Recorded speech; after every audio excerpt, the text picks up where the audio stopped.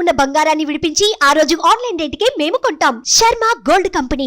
Hi, welcome to our channel. ఈరోజు మనతో పాటు ఉన్నారు ప్రముఖ జ్యోతిష్య వాస్తు పండితులు, జ్యోతిష్య వాస్తు శిక్షణ నిపుణులు, మహాగౌరి ఉపాసకులు శ్రీ దింటకుర్తి మురళీకృష్ణ గారు. నమస్కారం గురువు గారు. నమస్తే నాన్న. హరి ఓం శివ. ఏప్రిల్ 8వ తేదీన రాహుగ్రస్త సూర్యగ్రహణం ఉంది అంటున్నారు. Yes. సో చంద్రగ్రహణం తర్వాత సూర్యగ్రహణం రావడం చాలా అరుదు. సూర్యగ్రహణం తర్వాత చంద్రగ్రహణం రావడం అనేది రెగ్యులర్గా ఉంటుంది అని అంటుంటారు. సో ఇది చాలా కొన్ని విపత్తులకు దారి తీసే అవకాశం ఉంది. భారతదేశంలో ఇది కనిపిస్తుందో కనిపించలేదు మీరే చెప్పాలి. బట్ ఇది కొంచెం విపత్కర పరిస్థితులు దారితీస్తుంది అంటున్నారు. సో దీంట్లో వాస్తవం ఎంత? అంటే మనకి శాస్త్రంలో రాహువుల్ని కేతువుని మనం ఊహించుకుంటున్నాము అంటే ప్రాక్టికాలిటీ పక్క పెట్టేసేయండి. వాటిని ఒక నాగుల కింద అంటే రాక్షస జాతిలో ఉన్న నాగు కింద పాము కింద మనం ఊహిస్తున్నాం కదా. రాహు అంటే ఆ పాము యొక్క తలకాయ, కేతు అంటే కింద తోక భాగం. దీని కింద మనం ఊహించుకుంటున్నాం. అంటే ఈ రాహువు సూర్యుడిని మింగితే రాహుగ్రస్త సూర్యగ్రహణం అని చెప్పుకుంటున్నాం. అంటే మనం అంటే మైథలాజికల్గా మాట్లాడితే రాహు సూర్యుడిని మింగేశాడు అంటే అరిష్టమే కదా. ఓకే, ఇది జనరల్గా మనం మైథలాజికల్గా మాట్లాడుకున్నప్పుడు ఇది మనకి వచ్చే అది అది అది చాలా సింపుల్. అంటే ఎవరికైనా చిన్నపిల్లలకైనా వచ్చే థాట్ ఇదే. బట్ ప్రాక్టికల్గా ఆలోచిద్దాం.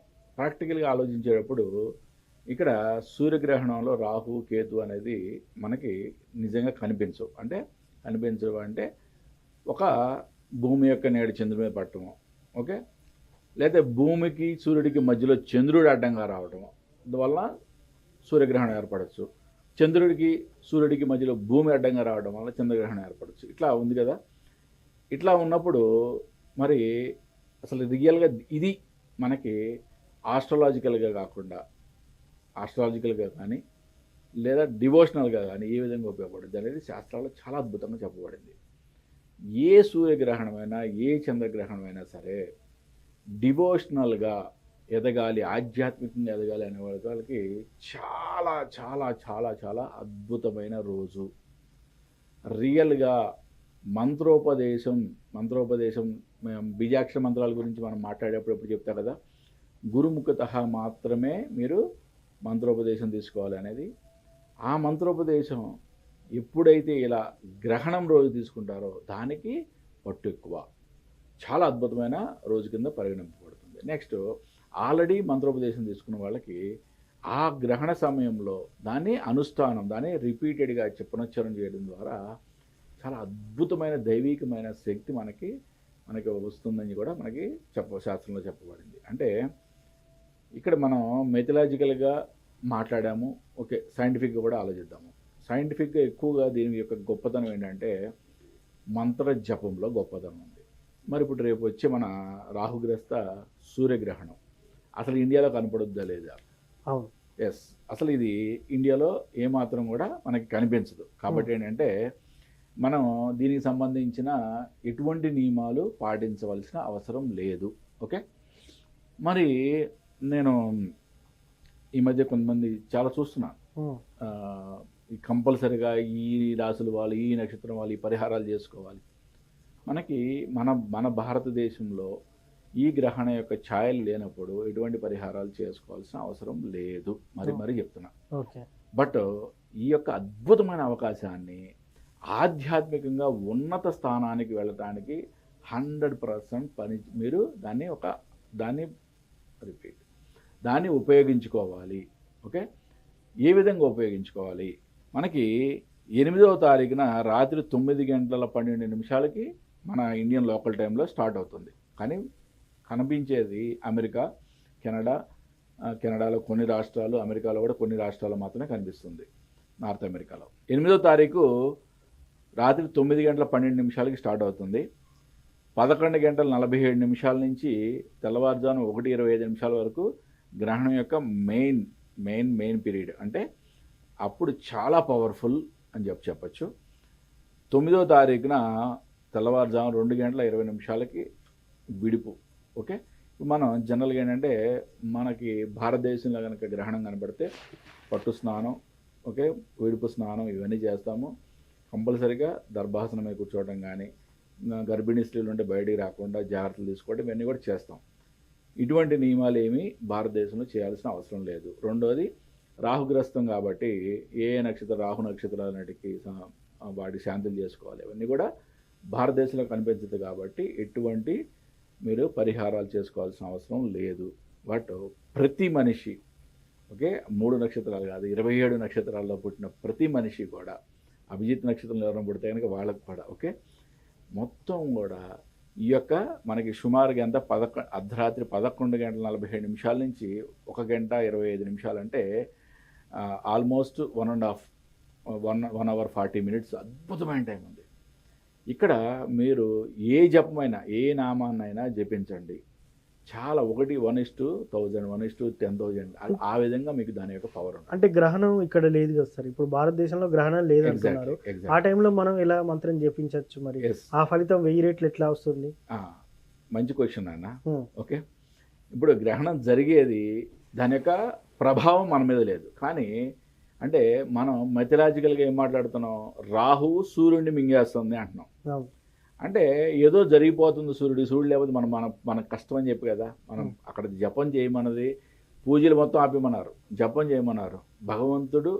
భగవంతుడిని అంటే అసురులు ఉద్రేకపడకుండా, అసురులు మానవాళి మీద దండెత్తకుండా ఉండాలని చెప్పి అక్కడ జపాలు చేయమన్నారు, భగవంతుని యొక్క శక్తిని పెంచమన్నారు. ఓకే, మిథలాజికల్గా ఎందుకు చెప్పారు అనే దానికి దాని వెనకాల మనం ఇంకా దాని మీద ఎంతో పరిశోధన చేస్తే కానీ దాని యొక్క గూఢార్థం చెప్పలేకపోవచ్చు.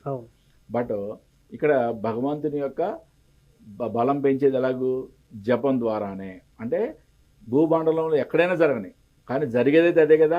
రాహుగ్రస్త సూర్యగ్రహణం అంటే రాహు మింగుతుందనే మెథలాజికల్గా చెప్తున్నాం.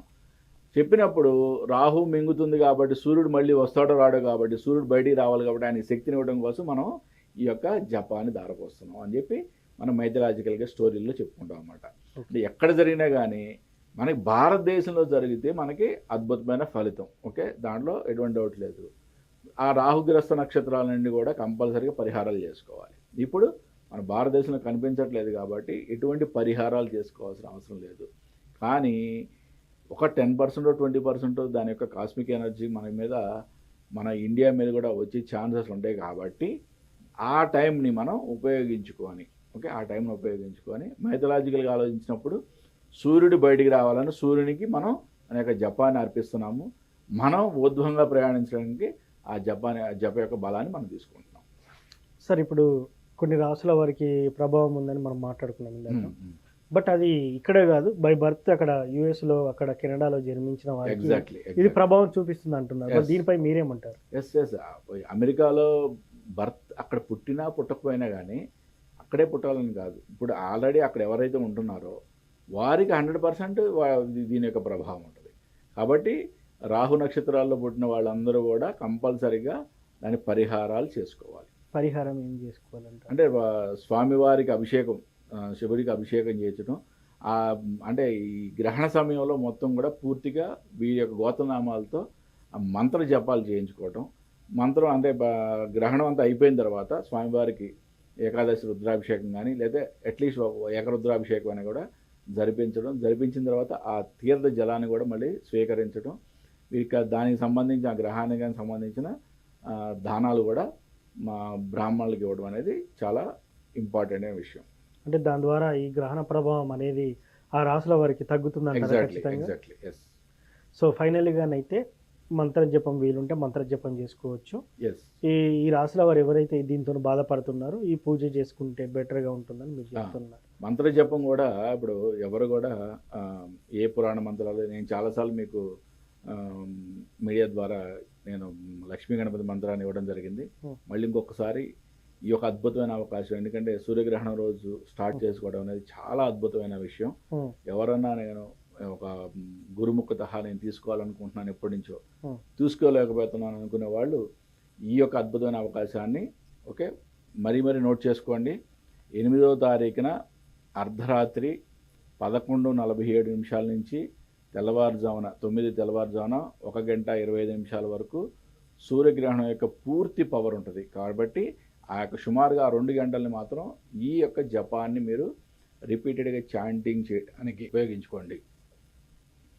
ఓం శ్రీం హ్రీం క్లీం గ్లౌం గం గణపతియే వరవరద సర్వజనమే వశిమానయ స్వాహ. ఓకే, ఈ మంత్రాన్ని మీకు డిస్ప్లే చేపిస్తాను క్లియర్గా. దీన్ని 3 సార్లు మీరు నేను చెప్పినట్లుగా ఊహించుకొని మీరు 3 సార్లు మీరు చెప్పి దీన్ని మంత్ర జపాన్ని స్టార్ట్ చేసుకోండి. Thank you sir. సూర్యగ్రహణం రోజు ఎలాంటి నియమాలు పాటించాలి? భారతదేశంలోనైతే సూర్యగ్రహణం లేదు, ఎస్, నియమాలు పాటించాల్సిన అవసరం లేదు. అవసరం లేదు. ఇతర దేశాల్లో ఉన్న వాళ్ళు ఎలా పాటించాలని చాలా చక్కగా చెప్పారు. Thank you. నమస్తే నాన్న. హరి ఓం శివ. సో చూశారు కదా, భారతదేశంలో గ్రహణ ప్రభావం అయితే లేదు, ఎటువంటి ఆందోళన చెందాల్సిన అవసరం లేదు. విదేశాల్లో ఉన్న వాళ్ళు మాత్రం గురువుగారు చెప్పిన మంత్రాన్ని అయితే జపించుకోవచ్చు, చాలా చక్కటి ఫలితాలు ఉంటాయని చెప్పారు. ఇది వాటి కార్యక్రమం. మరో కార్యక్రమంలో మళ్ళీ కలుద్దాం. Thank you.